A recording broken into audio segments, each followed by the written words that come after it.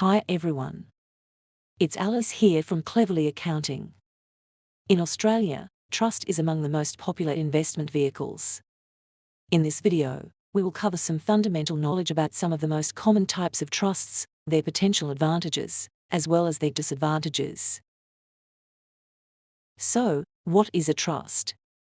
A trust is a private legal arrangement in which the ownership of one's assets, such as real estate, shares, and bonds, are parked in an account that's managed by a person for the benefit of another person. The operation of a trust is governed by a trust deed. The legal owner of the trust property is the trustee. A trustee can be a person or a company and is responsible for managing the trust's property and tax affairs. The people who benefit from the trust's property are beneficiaries. Although they do not have ownership over the trust assets, they have the right to be considered when the trustee decides to distribute money or property from the trust. Main types of trusts. There are various types of trusts, and the most common types of trusts are family trusts or discretionary trusts, unit trusts or fixed trusts, testamentary trusts, superannuation trusts. According to the ATO Taxation Statistic 2018 to 2019, discretionary trust is the most popular type of trust in Australia, excluding superannuation funds, followed by unit trusts. In the next section of this video, we are going to discuss the potential benefits and pitfalls of each type of these trusts. Family trusts or discretionary trusts. A family trust, also known as a discretionary trust, gives trustees the power to decide when, how much, and to whom to distribute assets. It also allows trustees to remove or add a beneficiary to the trust at any time. A family trust offers a range of tax benefits, including income splitting, streaming of capital gains, and franked distributions to members of the family, who can most optimize them. It also provides some asset protection by appointing a company as the trustee of the trust. However, a family trust is not typically suitable where unrelated parties wish to go into a business venture together, or where a person wishes to hold an equity interest in an entity.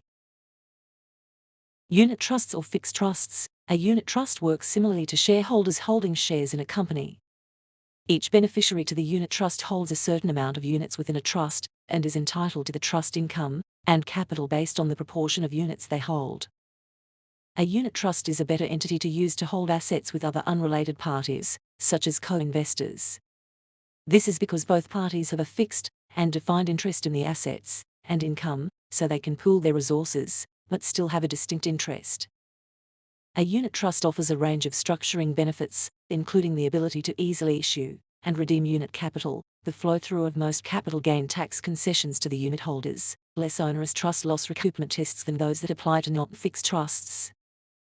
The potential downside to using a unit trust is that it does not have the flexibility of income splitting and streaming of capital gains and franked distributions. Testamentary trusts. This type of trust is created through a will and takes effect once the person who set it up dies. The separation of control and benefit allows testamentary trusts to protect assets from any legal action involving the beneficiaries or misuse of those assets. The main tax advantage of using a discretionary, testamentary trust is that any income, capital gains, and franked dividends can be distributed among all your family beneficiaries each year, in the most tax-efficient way. One disadvantage of testamentary trusts is the ongoing administrative costs involved in maintaining a trust, such as accountancy fees for the preparation of trust taxation returns. Superannuation trusts. A superannuation trust is a trust structure that allows its members to accumulate wealth during their working life, to provide them with an income when they retire. All superannuation funds in Australia operate as trusts. We will discuss superannuation in more detail in another video. One of the key features of superannuation is that it is tax advantaged.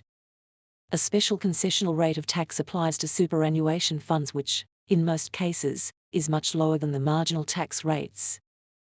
The main disadvantage of superannuation is that members typically can't access their funds until they retire from work or reach a certain age.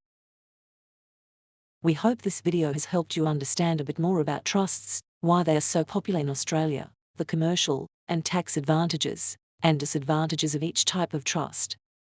This knowledge together with an understanding of the commercial goals and business environment, are necessary for business owners to identify the most suitable legal structure to conduct their business. Thank you for watching, and if you find this video helpful, please like and subscribe to our Facebook and YouTube